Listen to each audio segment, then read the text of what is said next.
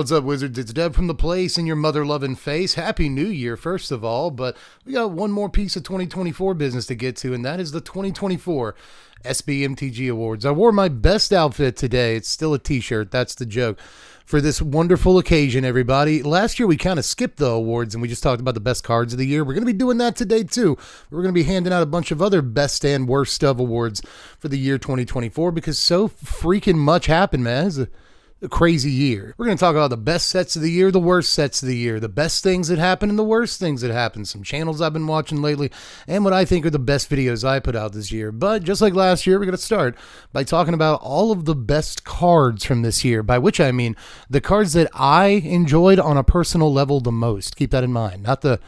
These aren't like the best cards because they did stuff. These are just the cards I really, really liked playing with a lot. Now, first, honorable mention real quick for push-pull here, because if I don't honorably mention it, nobody else will, man. I just can't forget about all the warm, delightful memories that I've already made with this card. A bunch of one-turn kills and stuff like that. Push-pull is a card we don't talk about enough, but I want to talk about it more. That's one of my resolutions for 2025. But number 20 is Arabo the First Fang, which I really want to make a commander deck around, but I've already had a lot of fun playing around with this in standard. I like cats. That's the whole thing with the channel is there's no cats in here today. That's really sad. But either way, here's a cat for you. 19 is Doppelgang, a card that's actually strong. Imagine that. I've shown you a cat card and a 6-mana reanimator spell so far, so we better start actually looking at good cards. And I think this one actually qualifies.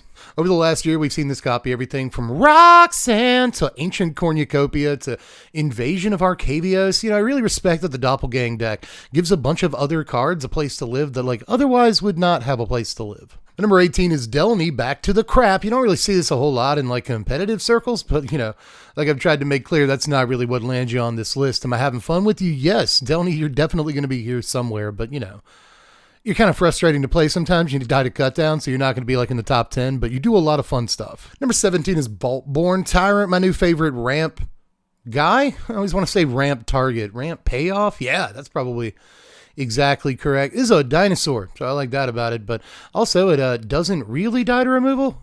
That's nice. Draws you a bunch of cards, gains you life, and then once you get your Vaultborn Tyrant down, you start playing a bunch of big boys, and you gain life, you draw more cards. Vaultborn Tyrant's such a cool card, man. It's the first card that I've seen in a long time that looks like a purely Timmy card. This is a trap for people that like big green monsters. They need to learn, right? But no, actually, the lesson we learned with this one is that it's good to play big guys and gain life and draw cards, which we already knew. My number 16 is Aftermath Annie over here. Splendid Reclamation rotated, but it didn't. We've also got Lumra in standard, I guess, to do something like this, but it hasn't seen quite as much play as Aftermath Analyst. This is in a bunch of decks, especially before rotation, when we still had Slogurk decks in the format. You'd see remember that Pitiless Carnage deck that you'd see occasionally? It was Jund or something. Aftermath Analyst was all over that deck. Did some work in Pioneer. It's just been kind of all over the places. Lots of stickers on its suitcase, if that's still a reference anybody understands. But either way, Aftermath Analyst was a really powerful card this year. It's pretty... Can we move on to the next one? I feel like that's the most obvious statement in the whole video. Number 15 is Ral Crackling Wit. Technically, and this is an important distinction, my favorite Planeswalker of the year. There's not another one on this entire list, but I've been having a lot of fun with this, and so have other people. It's technically part of a competitive deck. If you want to call Teamer Otters a real competitive deck, and it is, it's just B- tier, but it's still hanging out down the street, same old thing we did last week. It's a good little deck, man, and Ral goes in there, but whether you're building is it Spellslinger or Jeskai Control or some sort of weird mid-range deck, I like Grixis. Ral is often the card that you're trying to get to the most, the engine that powers the entire deck. This is a really, really cool card that ends up being really powerful. You can set it up right. My number 14 is probably going to elicit a boo from some folks, because here's the deal with this list. I mostly want to keep cards that really irritate me off the list, even if they're super competitively viable, right? Like a Boron Oculus is in every competitive environment now. Everyone's playing Stupid Eye, and I don't like it. So it's not on the list, even though it might be the number one card of the year in terms of what cards saw the most success. But if you irritate me, you are not here. So I'm sorry. I don't got my eye on you. But what I do have here in this slot, whatever it is, 14, is Bandit's Talent here, which I think a lot of people roll their eyes at. As a matter of fact, I know they do, because I play it on Arena, and they do the eye roll emoji immediately. I think it's actually called an emote. Who cares? Either way, this is a card that I've had a lot of enjoyment from. Is that English? I'm not sure. But yeah, this is a discard card that's also a discard payoff that has like a rack effect on it that also gives you the thing that you really need when you're discard deck, which is card advantage. You know, once you get them out of cards, you're both in top deck mode, you have to outcard them. Card does that. Once you get them out of cards, you got to have some sort of payoff that slowly kills them. Card does that. Also, your discard deck can't be jammed up with a bunch of win conditions that care about discard. Your cards also have to make them discard. Card does that. Absolutely ridiculous. I love discard decks, and not long ago I was making videos saying I wish discard was back in standard, and a lot of people in the comments section of that video were like, no. But I guess Wizards heard me.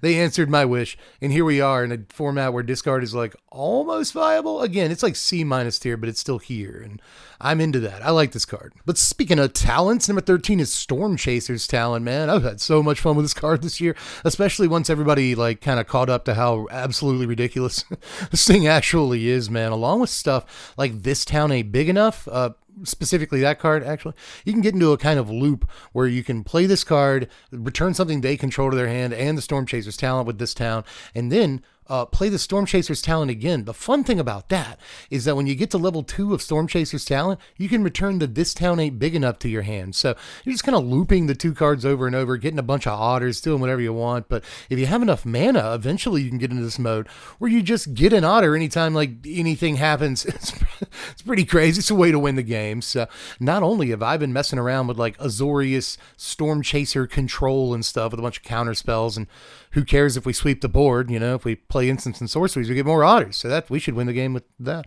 So that's been fun. But also there's a ton of competitive decks that play this card. We just talked about Team Marauders a minute ago. Stormchasers is actually like the premier card in that deck. But there's also the Simic Tempo deck that plays the heck out of this little card right here.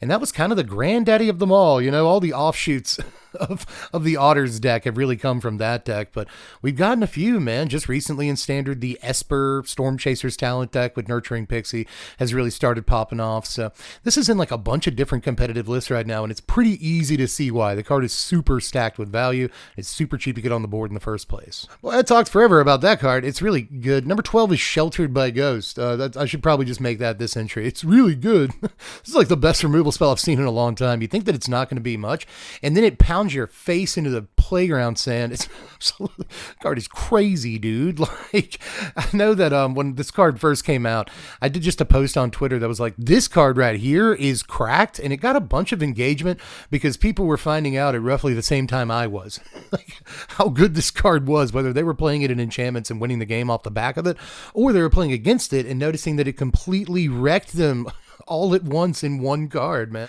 Just a silly Magic card this actually is. I don't know why it's Ward 2 and not Ward 1. I feel like that would have made a huge difference, but either way, it is what it is.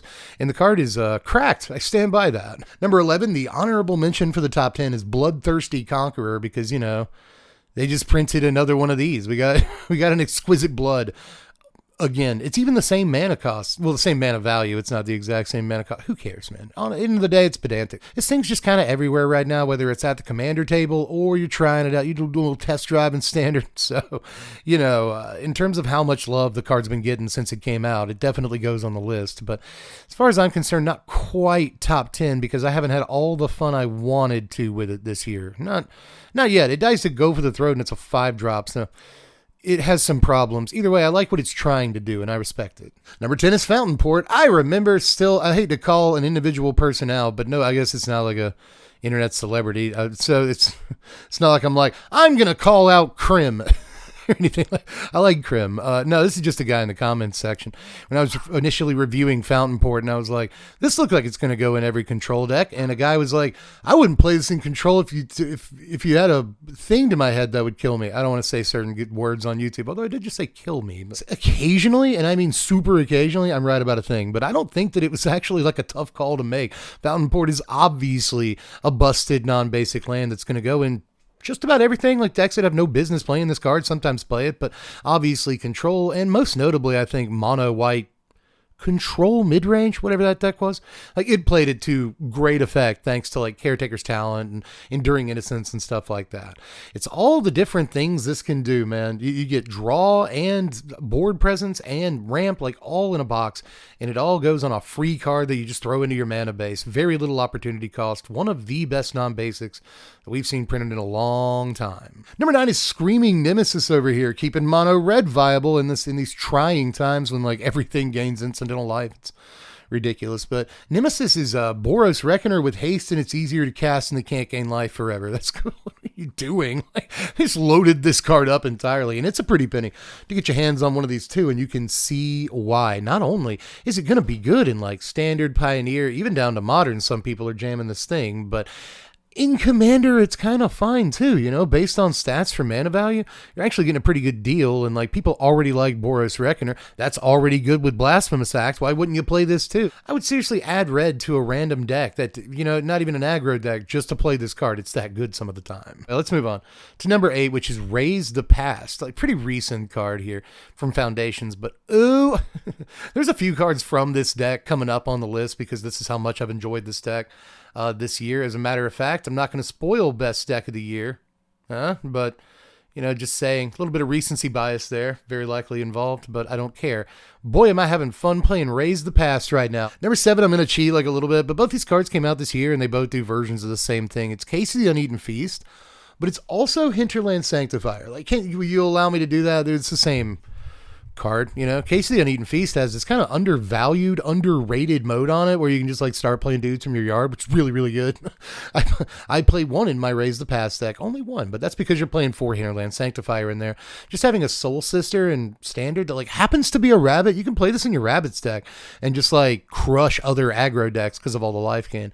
Really cool. This has shown up in a bunch of stuff, but obviously it's the black-white life gain deck, the specific black-white life gain OTK combo deck that I've been playing these the most in, but boy, have I been having fun. As soon as I saw like a new Soul Ward, and I was like, okay, yeah, I'll play you like a lot, like so much. Over the next 5 years, you're legal in Standard, so I'm going to probably stay excited about Hinterland Sanctifier for that entire 5-year period. Number 6, kind of a weird one, but it's War Leader's Call. Impact Tremors got reprinted, and if I was going to do top 5 reprints, Impact Tremors might actually be my number 1, and it wouldn't even be like a meme or a joke. I just really like that card. So when I see an Anthem on an Impact Tremors, I'm going to really enjoy that thing existing in the first place, man. This card is still holding strong at like $6, even though it sees like no play in Standard. So people are really enjoying it in Commander, like as another copy of Impact Tremors. You don't get a whole lot of these, you know what I mean? And they're really, really fun when you do get to play them, so more power to you. But, you know, just having this available in Standard alongside Impact Tremors has already provided me a lot of fun. But even before Tremors got reprinted, I was playing this card, Daddy. So, you know, I'm not going to stop playing it anytime soon. And obviously, when I get it together and actually start playing some Commander for real, I think this might be one of the first cards I buy, even though $6 is kind of pricey for my particular blood as a Magic player. I still think it's worth every penny. Number 5 is Enduring Curiosity. Look, this card was really good this year. This card's like one of the top 2 or 3 like best new cards for Standard printed all year long. There wasn't long ago, there was a Twitter thread. They asked a bunch of Magic pros, people competing at the World Championships, what they thought the best card in Standard was. And I think it was something like 3 out of 5 players on average answered Enduring Curiosity. And I think they might have something there. I think Enduring Curiosity was not only one of the most competitively viable cards printed in the last, you know, calendar year, but it's also, again, one of the cards I've had the most fun with, even outside of competitive builds, just like mono blue Mischievous Mystic and stuff. Like, sure, I'll play some Enduring Curiosity, have fun with that. So it's such a powerful card. It just shows up in whatever weird brew you're playing, so long as it has islands, you know what I mean? So yeah, you deserve some love. But so does number 4, Unholy Annex. Now, fair warning, numbers 3, 2, and 1 are going to be cards that aren't incredibly competitively viable, I'll say that much. But again, this is a list of all the cards I had the most fun with. That said, I gotta put some room on the list for cards that were actually like insane that were released in the last year. And Unholy Annex is kind of the king or queen or whatever of those cards. This has been all over Standard, and it's just about the only card we've seen more of that was released in the last year than Enduring Curiosity, man. A lot of decks, whether they're black, white, green, black most of the time, right? Red, black, mono, black, you know, just every single color combination, so long as there's swamps in there, have been dominating Standard, mostly due in large part to this card just being like a strictly updated Phyrexian Arena that also has a 6/6 flyer on it for like no apparent reason. Just an absolutely bonkers Magic card. But number 3, you probably expected it to be number 1, is Vengeful Blood Witch. If you know anything about me, you know this card's going to be like in my top 5 at the very least, and here it is. With an honorable mention to Marionette Apprentice. I'm mostly looking at standard sets for like my top X cards of the year or whatever. But that said, I do have to admit that Marionette Apprentice probably should be my number 1 card of the year. It's so freaking good. But as far as standard playability goes, now we have a non-legendary blood artist in standard that actually targets an opponent, therefore committing a crime. There's all sorts of reasons you might want to do that. Just really awesome little card here that we've needed in standard for a long time. Like ever since Zulaport Cutthroat rotated years ago,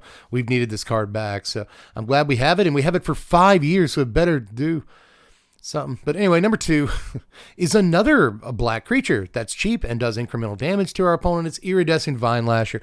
This is probably the card that I freaked out about the most. Like during a spoiler season or whatever this year, I was all in on Vine Lasher. And even though this has had like some competitive viability this year, it hasn't had a whole lot. Again, real C+ effort from Vine Lasher in the competitive arena, but it does show up in the Lizards decks, which were some of the best aggro decks in standard from Bloomburrow to Duskmourn. Apart from that, it's also shown up in these like green-black landfall decks that occasionally 5-0 a league on MTGO. So it's not like the card knows absolutely no competitive viability, but mostly this one has been mostly like, say mostly again, in the fun pile. For me especially, this goes in like everything. This is one of those cards, like I was talking about with Screaming Nemesis, I just like throw into stuff like, oh, I'm playing Swamps. Sure, you know what I mean? There's no reason not to play this card. Turns out I'll be dropping lands. So I've had too much fun with it not to put it on the list. And when I really look back on the year, this is one of the cards I think I'll be most wistful about a few years from now. But number 1, this one's from Bloomburrow. And I have to admit, this is probably far and away the card that I've had the most fun with since Bloomburrow came out.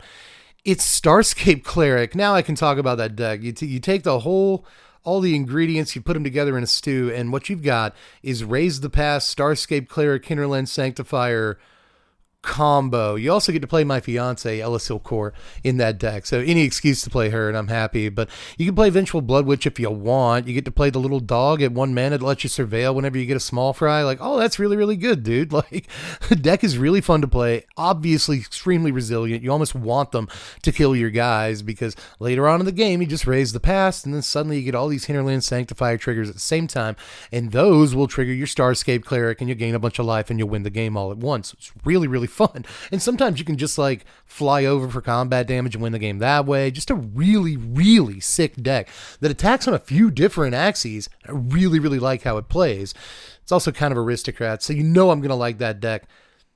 I like that deck, but Starscape Cleric is good for other reasons. This is also a premium piece of the Bloodthirsty Conqueror combo, so if you have like a Hinterland Sanctifier or a Case of the Uneaten Feast in play and a Starscape Cleric, and you play a Bloodthirsty Conqueror, and nothing happens, your opponent doesn't interact with your guys, you just win the game, right? Because you'll gain a life because a creature came into play, you'll deal a damage because you gain life, because you dealt damage, you gain life through Bloodthirsty Conqueror, look at that, you gain life, so you deal damage with Starscape Cleric, and then Bloodthirsty Conqueror sees that, and you deal more damage, so you gain life, and you know, you just bounce them off of each other forever.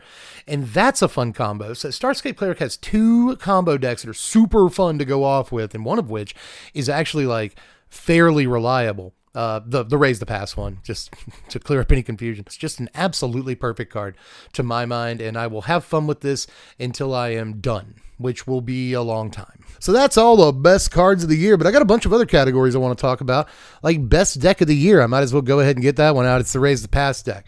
It's the so the last time in the video I'm going to talk about this deck, but this Raise the Pass deck is so serious and so fun, and I love it so much. Like, it feels viable, it feels real, and it feels fun, and it actually does powerful things, and I just love it so much. God, the triggers going on the stack, it's just delicious. But I guess that I made that very clear that was my favorite deck of the year this year. So what other things are we going to look at today? Well, let's look at, starting off, I guess we'll dip our toe with best sets and also worst sets, right? I guess we'll do worst sets first because I like positivity more than negativity. So I want to get the negativity out of the way. Right. So there's a couple of sets I want to point out in this category. Like, for instance, the Assassin's Creed deck set, the Assassin's Creed set.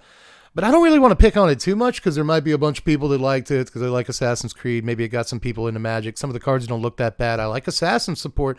There's some things that are okay about it, but the distribution was super wonky, right? It was another one of those sets that had like 7-card boosters or whatever nonsense. So very, very silly distribution. I think that kind of wrecked the overall product for me. But there's also the big score, which is only technically like a set. Like, I don't think you could buy like big score packs or whatever. It's just like you randomly get them in Outlaws of Thunder Junction packs, which is not good and very hard to actually get the cards. So you just buy the singles, but the singles are overpriced for what you're actually getting in terms of card quality because there's a lot of scarcity involved there because they didn't seed them in enough packs. And also on Arena, you have to blow mythic wild cards on like the Ancient Cornucopia or like whatever it is, cards that were in that set. So like big score was just a really, really bad idea. Don't do that again. But even that feels like I'm cheating and it's not really a set. So if I had to point out like a standard release that I thought was the worst this year, it's probably Outlaws of Thunder Junction. I like the committing crimes mechanic, and there's some cards I really like from this set too, but altogether, I'm just not like the biggest fan of cowboys. Like I think a lot of people's number one complaint with this set is that like, oh, it puts them in cowboy hats. That's dumb. Hey, why are all the villains just hanging out? That's dumb. These are actually things I like about the plan. I like that everyone's wearing a cowboy hat. That's hilarious. I like that all the villains come together in this kind of like Disney villain way to like hang out at the saloon. That's great. I've no notes, you know what I mean? But as far as the actual execution of the set went, like how excited I was for it, how they use the flavor and themes and blah, blah, blah, blah, blah. And some people say they overuse flavor and themes lately. I'm actually a big fan of just going all the way with it. Everyone hated Murders at Karlov Manor, and look, it didn't make my best sets lists or anything, but I like Murders at Karlov Manor. I like how crazy it goes with the themes and stuff. Who cares about detectives? I'm not a big fan, but when it comes to the use of tropes, I really like Murders. I thought it was great. Weird sentence. But I really liked that set. I thought it was fantastic. When it comes to Outlaws, I thought they used some of the tropes well, but I feel like they could have either gone even deeper or gone a little bit grittier with certain themes, and they didn't really approach that like they needed to. It's mostly silly spaghetti western stuff, as opposed to like, actual serious themes like you get in good western movies. So there was some kind of not turned over stones, I felt like, with this set. But ultimately, I don't think that it's not going to be like a super unpopular decision to make this my least favorite standard release of the year. I just don't think it quite worked the way I wanted it to, and the way a lot of people did. As far as the best sets of the year, I guess I want to give an honorable mention to Mystery Booster too, because now you can get a bunch of fancy like white borders for cards that never had white borders and different frames for cards that never had the frames. And it's just really, I like Mystery Booster as a concept, and I wish they would not necessarily do them more often. Never tell Wizards you want them to do a thing more often. Don't do it.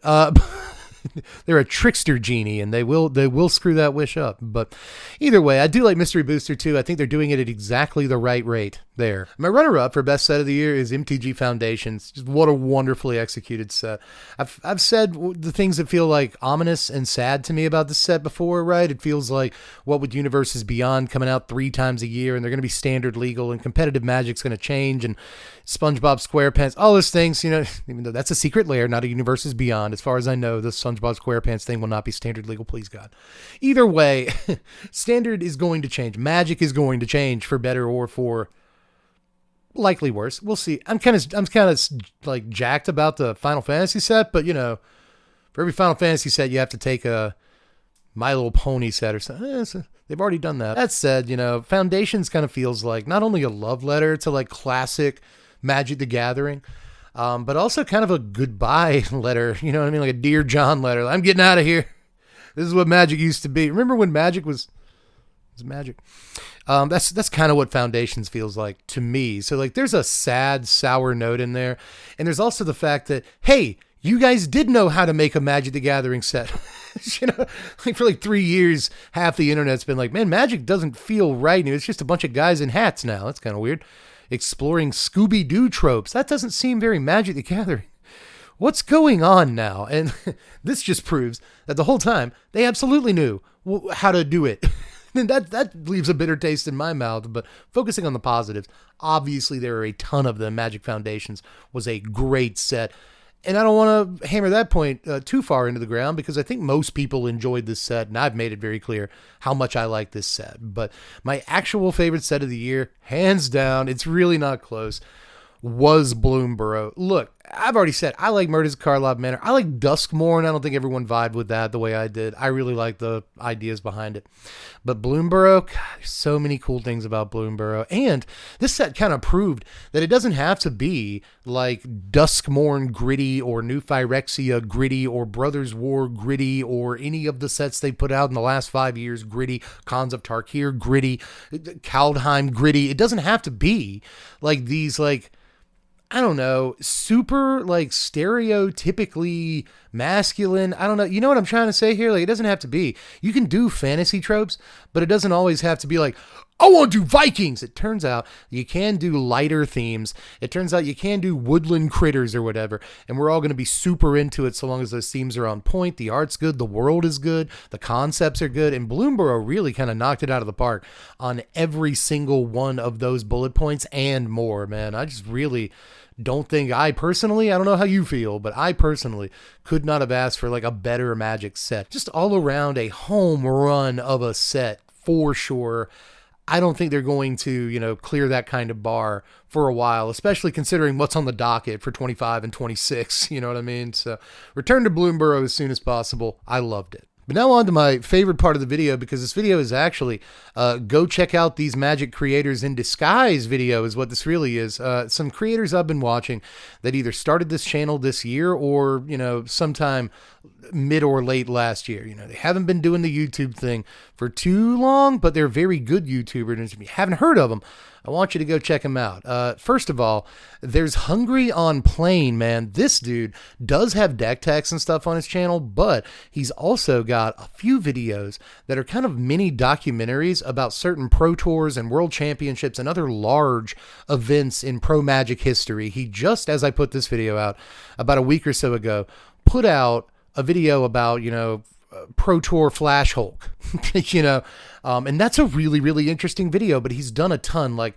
the one about the worst Pro Tour of all time, the one where a dinky little green-red deck with a bunch of like crappy alliances cards and like a couple of 2-3 spiders that for 3 mana, like this, literally one of the worst Pro Tour decks, period, ever, that we've ever seen, won the Pro Tour that year, and that video is all about why.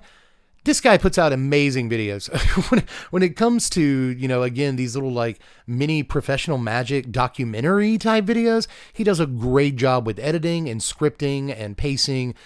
Just a fancy. If you have not seen Hungry on Plane yet, I highly recommend you go sub to that dude. A lot of his little mini docs get, 100,000 views or more. So people are watching the videos, but he's got so few subscribers compared to how many people are watching. Go sub to that dude. He makes such good content.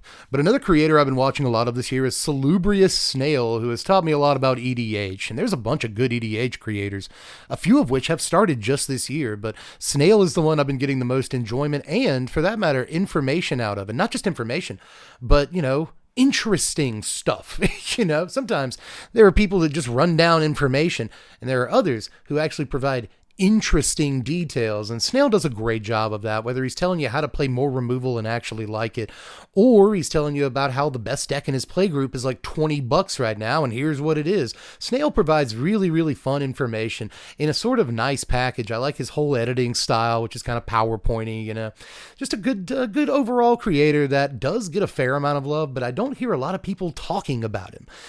Like he's got a lot of views on his videos, but when I hit Twitter, Reddit, all the other different parts of the community where people talk about their favorite creators, I hear a lot of Ristic Studies, I hear a lot of TCC, I hear a lot of Command Zone, but I almost never hear Salubrious Snail. So I want to get this guy's name out here because he has very few subscribers compared to what he should have. And finally, there's Skill Check, which started their channel sometimes mid last year, something like that. But again, they're new enough. This is a fun little Commander show that's a little bit more salacious at times than other Commander shows, but I like that about it. Their main flagship show is Big Deck Energy, which often stars Moist Critical or Penguin Zio or Charlie, whatever you want to call him. That guy with the long hair and the beard, he kind of looks like Jesus. He talks on YouTube about whatever he wants to. He's a decently, seems like a chill guy. But as far as like Commander gameplay this year, I've watched an awful lot of Shuffle Up and Play and a couple of other channels, but Charlie's, I don't even know if it's Charlie's channel, but Skill Check is one that I've been checking out a lot more often. I've been liking what they're doing with the place. And by the way, Charlie, I live in Georgia. I'm right up the street from you. I could drive to the studio. You want to get me on Big Deck Energy, I'd be more than happy to play some games with you. That's all I'm going to say. But either way, these are the three creators that I've been watching sort of the most that came out over the last year or 15 to 16 months, something like that. And I think you should check all of them out, man. Again, these little mini docs from Hungry on a Plane are incredible. These EDH sort of explainer videos from Snail are great. And as far as EDH gameplay goes, again, it's like watching Shuffle and Play if it were on HBO, which is a pretty good concept. But of course, what about me? I don't want to make the whole thing about me, but I do want to talk about some videos I created this year that I thought were good. And there aren't a whole lot of videos like that. And most creators beat themselves up over their own content. Almost none of us are sitting in our own house, bobbing our own head to our own beats. You know, we are our own worst critics, but there were some videos I put out this year that I think if you haven't seen yet, you do need to check out because they're among my best work of the year. Now, my best deck that I put out this year, my best deck tech, if you want to call it that, is almost certainly Aristocrats, even though I did end up calling Brian David Marshall Brian Bronduin, which I feel really bad about still to this day and will feel bad about when I hit the grave. I don't know why I did that. I know the difference between those two people. I was just doing the monologue and I wasn't thinking, and I said BBD, but it's actually Brian David Marshall. Sorry about that, Brian David Marshall. Either way, I do think that Aristocrats video is a actually pretty good video. You'll see that my favorite work that I do is the really good intros where I'm doing like a Aristic Studies riff, and I think that Aristocrats was a pretty good version of that. My actual favorite video this year, the one that I think is personally the best work, not only this year, but among the best work I've ever done in my career, is the What is Jank video. The video devoted to defining jank, I think, is the whole thing. It's not just the intro this time. The entire thing is a riff on, like, you know, what if magic but video essay. You know, people always say this reminds me of Ristic Studies, which I'm, you know, that's a high compliment. None of us can do it as good as Sam, but it's really just, it's what Sam is doing is really just video essay but magic, right? It's not, he doesn't own that, but I do have so much respect for Sam. I really do. He does it better than anyone in the business, to be honest, making YouTube videos, period. But the What is Jank video is, you know, we're not doing a deck necessarily. I'm not exploring new cards or doing previews or, you know, rating cards like I normally do or a list. It's an entirely different video than I normally do. It just is a straight up and down video essay. And again, it's one of those that I go back and actually watch, which I never ever do with my videos. This has a criminally low number of views right now, so I'll leave a link in the description of this if you haven't gotten a chance to see it or it never showed up in your recommended or whatever. I highly recommend you actually check this video out. If you watch anything I made this year, I think this is, again, some of the best work in my entire almost 10-year YouTube career. But that's about it. I mean, there's some other things, I guess. The best show I watched this year that came out this year was probably Invincible Fight Girl. Got really into that one. The best movie I saw this year is kind of tough because not a lot of very good movies came out this year. I saw The TV Glow was very good. And then the best video game I played this year was probably Moonstone Island. Although I played Vampire Survivors for the first time this year, but it didn't come out this year. Moonstone Island came out on Switch this year, so I guess it counts. That game's so fun, dude. But anyway, that's all. I think that I've covered everything I want to cover. I mean, there's probably some silly categories I could get at, but either way, best fan of the year, you, for watching all these videos. Seriously, thank you guys. We really took the channel to like a different level. We got a lot more subscribers this year, and 2025 is going to be even better. I got some stuff in the pipeline that I cannot talk about, but is among the biggest stuff, again, that I've ever done in my YouTube career objectively. We're going to be everywhere this year, ladies and gentlemen, so if you're an old school SBMTG fan, you knew about Dev first. Either way, it's going to be a big year, and 2024 was too, and I want to thank you all personally for that, especially the patrons. But if you're just here watching these, thanks. That means an awful lot to me. It really, really does. But if you're interested in being a patron, check it out. Link in the description. If you want to, you can leave a tip down there. That would be greatly appreciated as well. I've been getting by on those lately, trust me. Tips are very much appreciated. You guys are amazing. But apart from that, it's more or less it. What were your favorite things? And I guess least favorite? Again, I'd rather have positivity. What were your favorite things about Magic this year? And let me know in the comment section. That's basically it. Hit the button shaped like a thumb. I think that likes the video, but I'm We're still doing research on that. We're not sure. Apart from that, you can sub to the sandwich. I like meatballs, and do all the other YouTube things. I love you guys very much. Hope we all have a wonderful 2025. I believe that we can together. I am Deb from the place. Thanks for watching, Wizards. Spread love and be kind all year.